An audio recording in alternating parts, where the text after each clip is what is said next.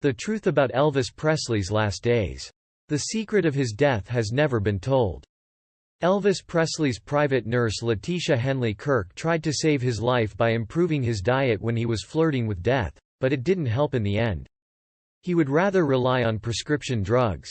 On August 16, 1977, the King breathed his last, leaving behind thousands of grieving fans who later discovered that the circumstances of their idol's death were less glamorous than anything they could have imagined. 44 years after his death, here's a look at his final days, the addiction, and what those close to him thought about those moments. Some figures have left their mark in music history in the 20th century, crossing the boundaries of notes to reach the status of true icons. Among these greats is Elvis Aaron Presley, who was born on January 8, 1935, in Tupelo, Mississippi. His first contact with the world of music came through the church. The king of rock and roll is still one of the most loved and respected artists of all time. An extraordinary character who survives the passage of time thanks to his talent and life that was filled with mystery. Towards the beginning of the 50s, almost by chance, he began his artistic career.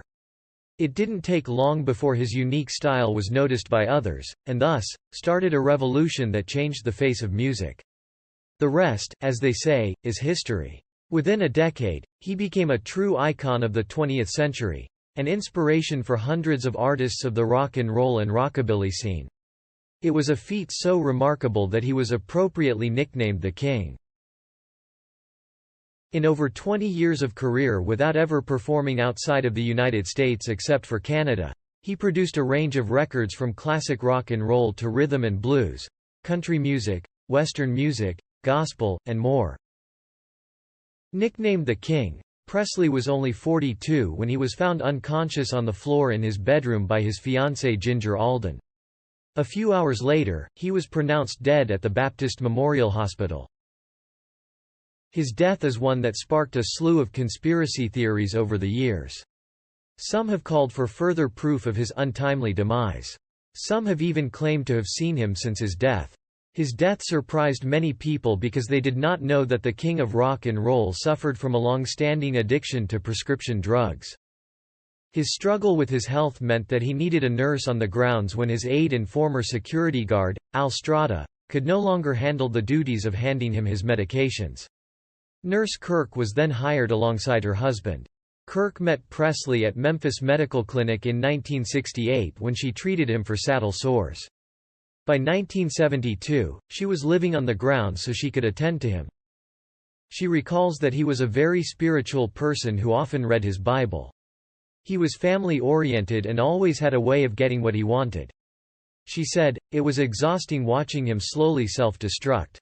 She knew he was miserable because had gained so much weight, and when she had tried to help him improve his diet, it didn't stick. He relied heavily on prescription drugs which were readily available to him at the time. She was at her clinic when Presley, her patient and good friend, died. Though she felt very fortunate to have known him, she wished she could have done something to make him a happier person. His ex-partner Linda Thompson recalled his battle with drug addiction in her 2016 autobiography titled, A Little Thing Called Life, on Loving Elvis Presley, Bruce Jenner songs in between.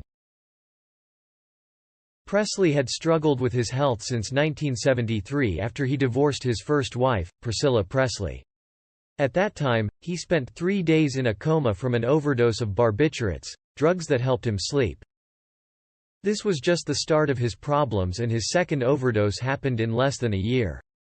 He blamed his dependence on drugs on his intense touring schedules. An investigation also revealed that his heart had almost doubled its normal size, and his autopsy revealed that he was in an advanced stage of cardiovascular disease. Although he had never smoked, his lungs were riddled with emphysema, making it almost impossible for him to breathe. His bowel, which was almost twice the normal length, contained at least 4-month-old stools. He had been warned by Dr. Larry Rubel, a specialist in internal medicine, that if he continued to take uppers and downers, it would eventually kill him. This did not deter him as he continued to seek out ways to get his prescription drugs. When his doctor would refuse to give him drugs, he would go to Palm Springs, Los Angeles, or Las Vegas.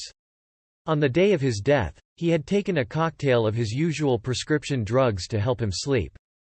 The drugs had been left with his nurse, Kirk, by his doctor, George Constantine Nikopoulos, also known as Dr. Nick. He took a second dosage, not being able to sleep, and when this did not work, he called his Aunt Delta May. May was able to get to his nurse at the office, and she reluctantly gave him a third dosage containing 2 Valmids.